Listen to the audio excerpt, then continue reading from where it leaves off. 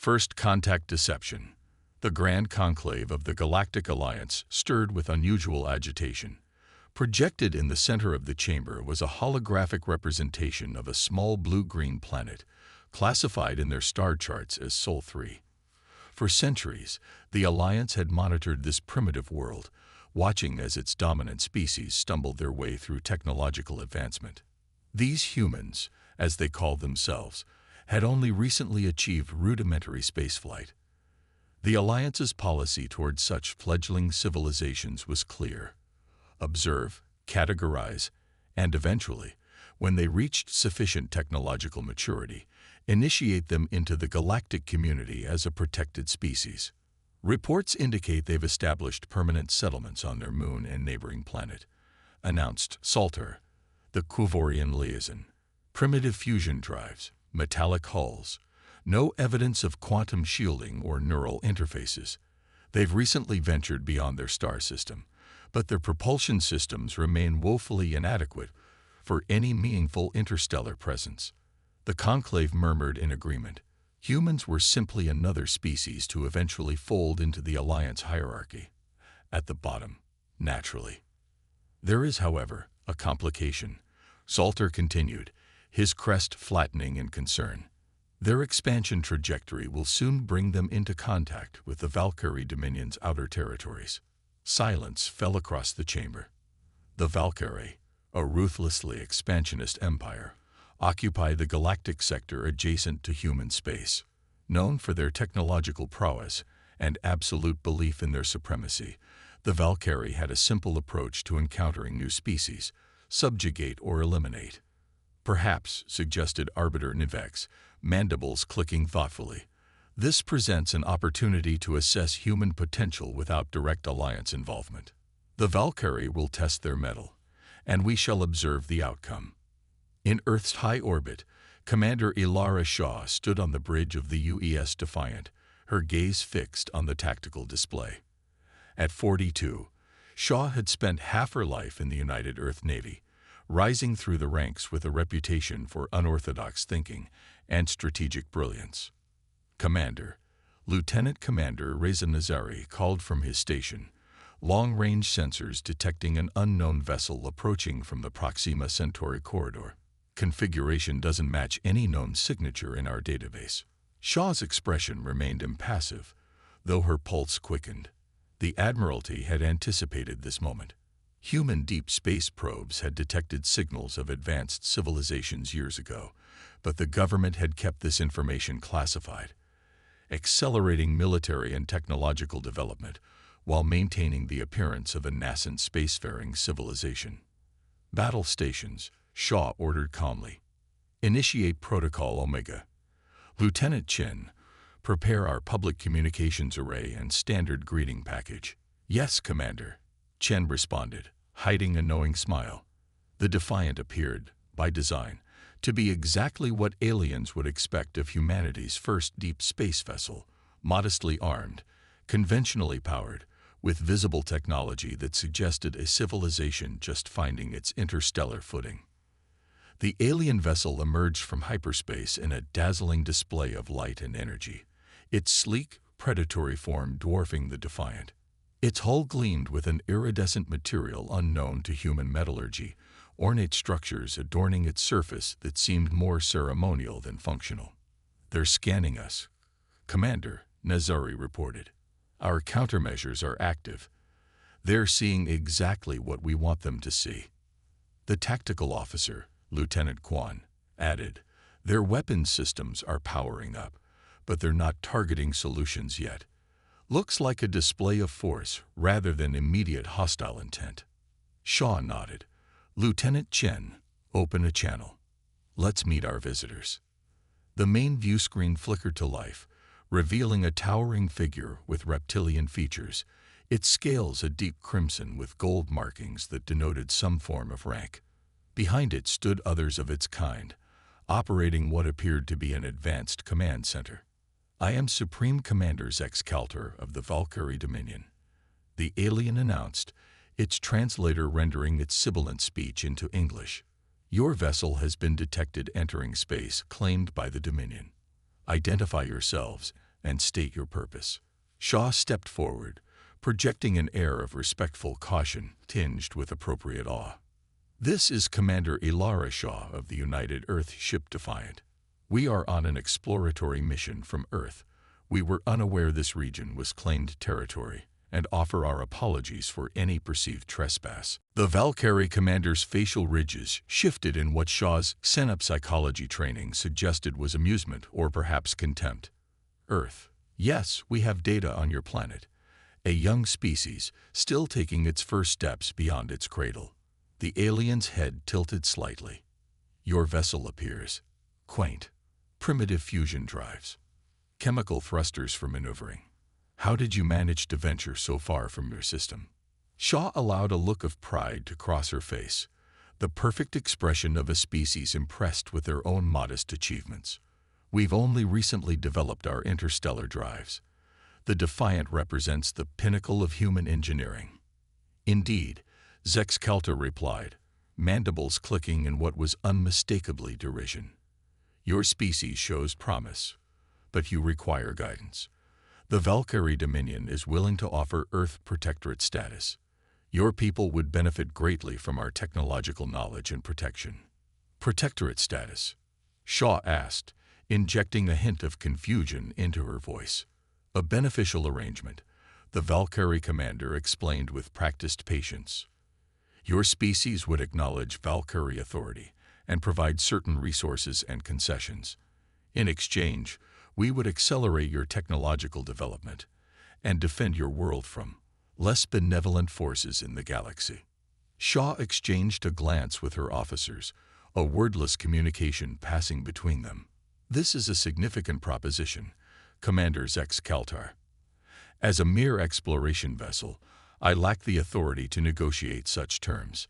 Perhaps a delegation of Valkyrie representatives could accompany us back to Earth for formal discussions with our leadership." The Valkyrie commander's expression shifted subtly. "That won't be necessary. Your vessel will be escorted to our nearest outpost, where arrangements can be made to contact your planetary authorities."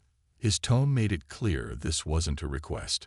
"Our scans indicate your propulsion and defensive systems are minimal.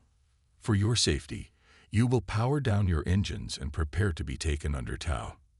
Shaw frowned, the perfect picture of a human officer confronted with an unexpected complication. "I'm afraid that's not possible, Commander. Our protocols require us to maintain operational status. However, we would be happy to follow your escort under our own power." The Valkyrie's patience visibly thinned. "You misunderstand, human. This is not a negotiation. Power down your systems, or we will be forced to disable your vessel. Our scans show your defensive capabilities would be no match for even our minimal weapons." Shaw straightened, her demeanor changing subtly. "About those scans, Commander Zexcaltar, I believe you may be operating with incomplete information." The Valkyrie commander's eyes narrowed. "Explain." "Lieutenant Quan," Shaw said without turning, "please adjust our hull configuration to reveal Defense Grid Alpha." "Yes, Commander," Quan responded, fingers dancing across his console. On the Valkyrie view screen, alarm spread across Zexcaltar's features as his officers reported sudden changes in their sensor readings. What had appeared to be decorative elements on the Defiant's hull reconfigured, revealing advanced weapon ports and shield emitters that had been perfectly camouflaged. "What deception is this?" the Valkyrie commander demanded. Shaw smiled thinly. "No deception, Commander. Merely a difference in design philosophy. Humans don't believe in showcasing our capabilities. We prefer functionality over form." "Impossible," one of the Valkyrie officers exclaimed. "Their power signature has increased tenfold, detecting quantum field fluctuations consistent with advanced shielding technology." Zexcaltar's expression hardened. "A clever ruse, Commander Shaw, but futile. Your single vessel, regardless of its hidden capabilities, cannot hope to stand against a Valkyrie warship." "A fair assessment," Shaw conceded. "If we were alone, that is." "Lieutenant Chen, signal the fleet.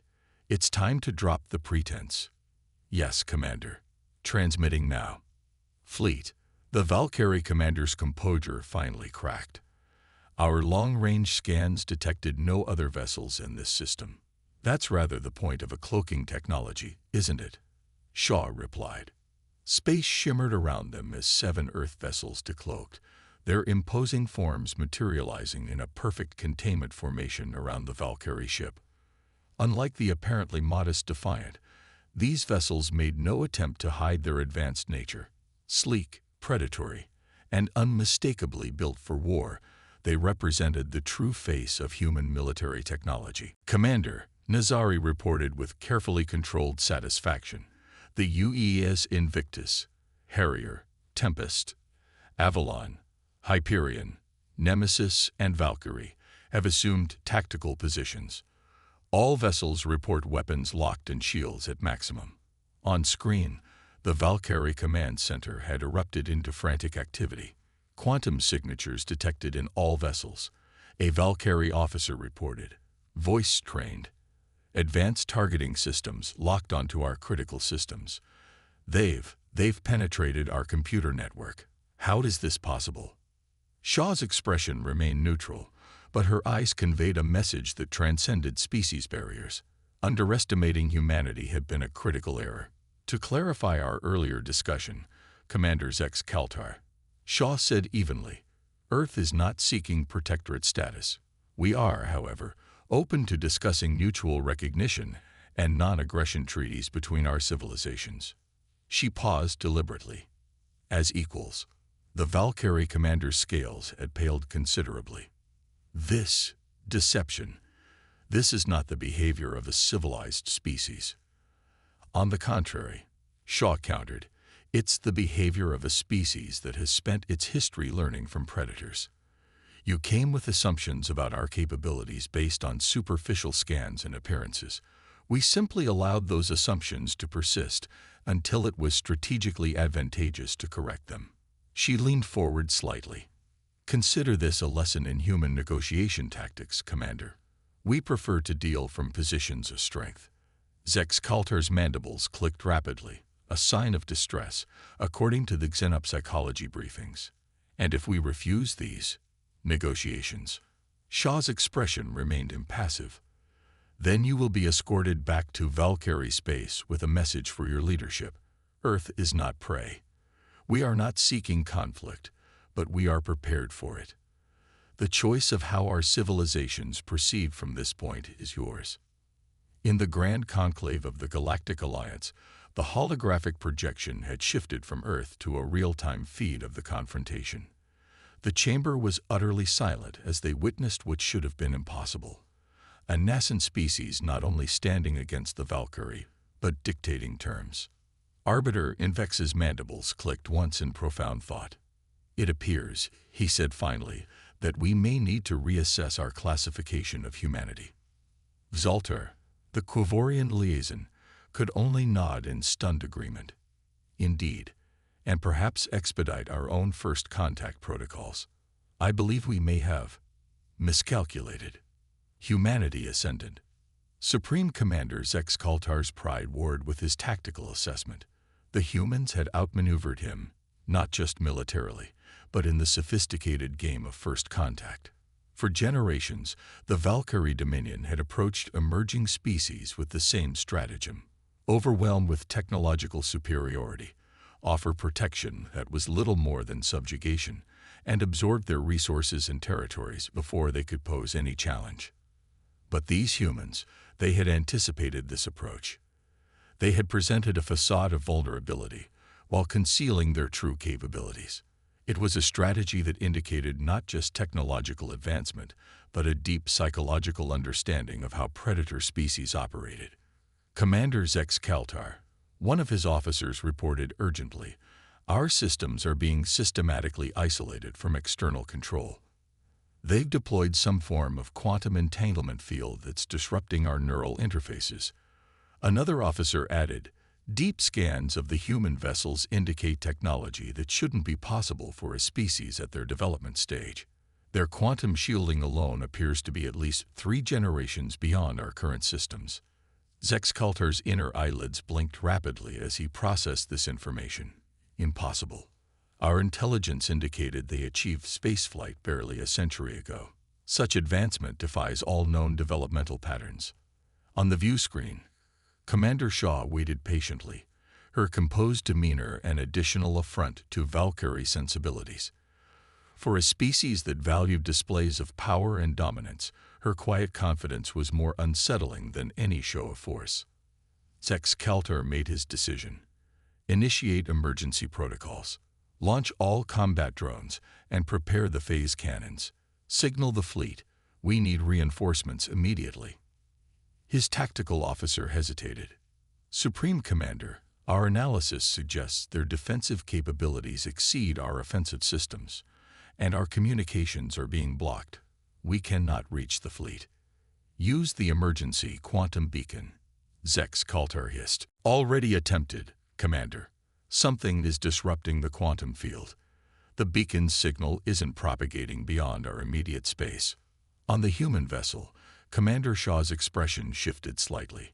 I notice you're attempting to call for reinforcements, Commander Zex-Caltar. I'm afraid we've had to temporarily isolate this region of space to prevent any misunderstandings. Your quantum beacon technology is quite impressive, but our disruption fields were specifically designed to counter it. Zex-Caltar's scales darkened with rage. This is an act of war, human. No, Shaw countered calmly. This is prevention of war. Had we allowed your beacon to activate, your fleet would have responded with overwhelming force, initiating a conflict neither of our species truly desires. She paused, then added, your combat drones, however impressive their neural network, have already been compromised. My tactical officer took the liberty of accessing their command protocols while we've been talking. As if on cue, the Valkyrie drones launched from their base.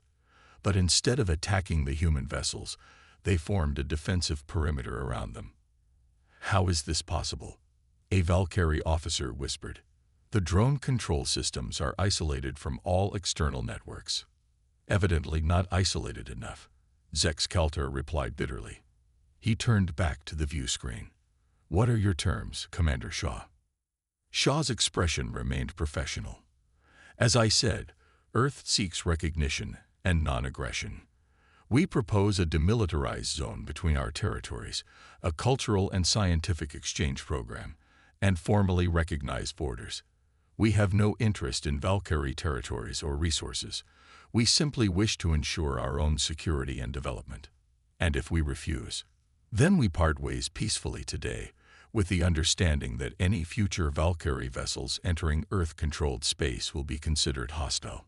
We would prefer alliance to enmity, Commander, but we are prepared for either. Before Zex-Caltar could respond, his communications officer interrupted. Supreme Commander, we're detecting multiple quantum signatures approaching. They don't match Valkyrie configurations. His voice dropped. They appear to be Galactic Alliance vessels. Shaw raised an eyebrow. It seems we have additional company. I believe the Galactic Alliance has been observing our exchange with interest. Zex-Caltar's inner eyelids flickered in surprise. You know of the Alliance?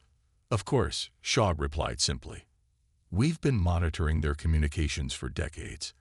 Their policy of non-interference with developing species was quite informative.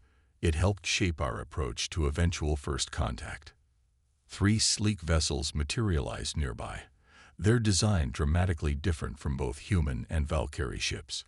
Where Valkyrie vessels were ornate and intimidating, and human ships were deceptively functional, these new arrivals seemed almost organic in their flowing lines and pulsating energy signatures. This is Arbiter Nivex of the Galactic Alliance, came a new voice over the communications channel. We request permission to join these discussions. Shaw nodded. The United Earth Government welcomes the Galactic Alliance's participation. Arbiter Nivex. Zex-Caltar's scales rippled with suppressed emotion. The situation had spiraled beyond his control. Not only had these humans completely upended the expected power dynamic, but now the Alliance, which had long viewed the Valkyrie Dominion with suspicion, was directly involved. The holographic projection in the command center expanded to include the Arbiter, a tall, insectoid being with compound eyes that gleamed with intelligence. "Commander Shaw," the Arbiter began, "the Alliance has observed this exchange with great interest. It appears our assessment of human technological development was significantly underestimated. A common error when dealing with unfamiliar species, Arbiter," Shaw replied diplomatically. "Humanity has learned through its own history that appearing less advanced than one truly is can be strategically advantageous."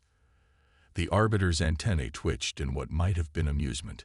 Indeed, the Alliance would be interested in discussing formal recognition of Earth and potential membership in our collective. Shaw smiled. "We would welcome such discussions. However, we are currently addressing immediate security concerns with the Valkyrie Dominion. Perhaps once we've established peaceful boundaries, we can explore broader galactic relations." Zex Kaltar, sensing his position weakening further, interjected. "The Dominion recognizes the tactical situation. We are prepared to discuss non-aggression terms, but any agreement must acknowledge our existing territorial claims, excluding Earth space and its neighboring systems," Shaw clarified firmly. The Arbiter's compound eyes shifted between the human and Valkyrie commanders. "The Alliance could serve as a neutral mediator in these negotiations. Our diplomatic vessel is equipped with appropriate facilities." Over the next several hours, representatives from all three powers convened aboard the Alliance vessel. Zex Kaltar, stripped of his military advantage, found himself negotiating from a position of unexpected weakness. The humans, led by Commander Shaw, displayed an unsettling combination of firm boundary setting and generous compromise that left the Valkyrie delegation off balance. Most disconcerting to both the Valkyrie and Alliance representatives was the casual revelation of how thoroughly humans had studied both civilizations before making their presence known. Earth had maintained a network of cloaked observation platforms throughout nearby systems for years, gathering intelligence on language, culture, technology, and politics. "You must understand our caution," Shaw explained during a recess in the negotiations. "Earth's history is filled with examples of technological disparities leading to cultural destruction. When our deep space probes first detected advanced civilizations, our leadership made a collective decision. We would not reveal our true capabilities until we could engage as equals. A wise precaution," the Arbiter acknowledged, "though unprecedented in our experience. Most species eagerly announce their presence to the galactic community once they achieve interstellar travel." "Most species, perhaps," Shaw replied with a small smile, "but not predator species. And humans, for all our advancement, still carry the instincts of both predator and prey. We understand the value of watching from the tall grass before revealing ourselves." When the negotiations concluded, three outcomes had been established: a recognized border between Earth and Valkyrie space, a preliminary framework for Earth's evaluation for Alliance membership, and a transformative shift in how both galactic powers perceived humanity. As the Earth fleet prepared to return home, Commander Zex Kaltar requested a private word with Commander Shaw. "You humiliated the Dominion today," he said without preamble, his translator struggling to convey the complex emotions in his voice. Shaw shook her head. "That was never our intention, Commander. We simply ensured that our first meeting occurred on equal terms rather than allowing assumptions about our capabilities to dictate the power dynamic. A lesson the Valkyrie will not forget," Zex Kaltar acknowledged grudgingly. "Your species is not what we expected." "Few truly interesting species are, Commander," Shaw replied with unexpected warmth. "The Valkyrie have much to teach us about resilience and determination. I hope our future interactions will be built on mutual respect rather than deception on either side." As the Defiant broke orbit and rejoined the Earth fleet, Lieutenant Chen approached her commander. "Quite the first contact, Commander. Not exactly following the traditional "we come in peace" approach they taught us in the academy." Shaw's expression softened into a genuine smile. "Peace is achieved through strength, Chen. Today wasn't about showing our teeth. It was about ensuring that when we eventually sit at the galactic table, we do so as equals, not as curiosities or potential servants." She gazed at the view screen where Earth was now visible, a blue jewel against the black. Humanity has earned its place among the stars, not through conquest or subjugation, but through patience, observation, and the wisdom to know when to reveal our true nature.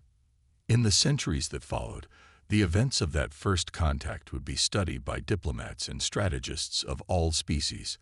The humans had rewritten the rules of interstellar engagement, demonstrating that true power lay not in imposing one's will through force, but in understanding when to conceal strength and when to reveal it. The Valkyrie Dominion, humbled but not broken, evolved from its aggressive expansion to a more measured approach to interstellar relations.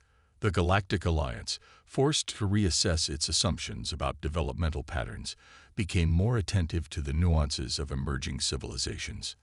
And humanity, having announced its presence with neither a whisper nor a roar, but with calm, measured confidence, took its place among the stars, not as conquerors or subjects, but as equals with a unique perspective on power, perception, and the delicate dance of interspecies relations.